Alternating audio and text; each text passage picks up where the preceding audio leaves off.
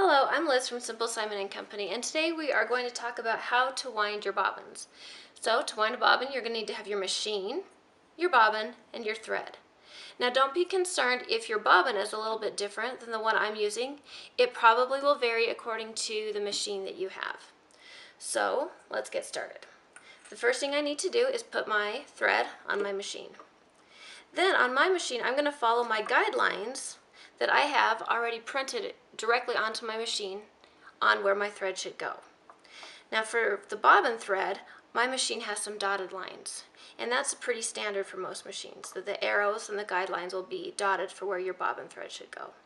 So I'm going to take my thread and I'm going to follow my lines. I'm going to go across the top of my machine, and I'm going to go around this silver circle right here, and then bring my thread back over here to this side of my machine. And this is where my bobbin will go. My bobbin's going to sit right here on top of this rod. Now, to get my thread to go onto the bobbin, I'm going to take it and I'm going to put the thread right through this little hole at the top of my bobbin. And then I'm going to pull it right through.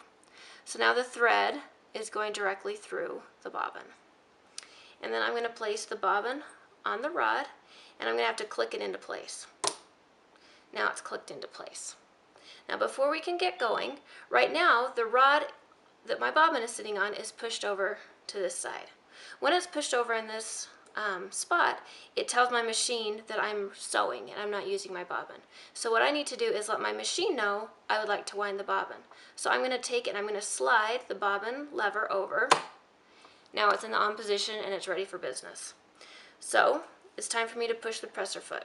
Now the beginning of this part always makes me a little bit nervous. I'm going to push on my presser foot, and that is going to start my bobbin spinning, and it's going to start attaching the thread onto the bobbin. Now you've got this wacky piece of thread that's sticking out here on top. I always just hold it, put a little bit of tension on it, hold it firm when it first starts spinning, just so it doesn't suck it back in or the thread comes undone while it's first latching onto your bobbin. So here we go, we're going to get started. Can you see that? Now it's started and I'm still holding on to my piece. I'm going to chop that excess off. And now I'm going to spin away. And it's going to start threading the thread onto my bobbin. You can go really slow like I am now.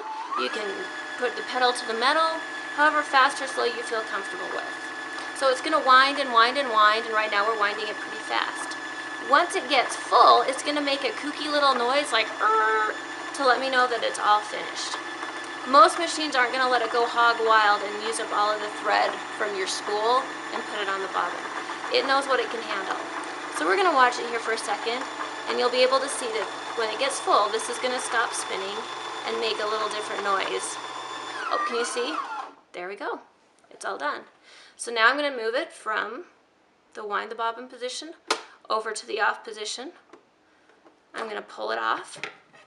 I'm going to clip it.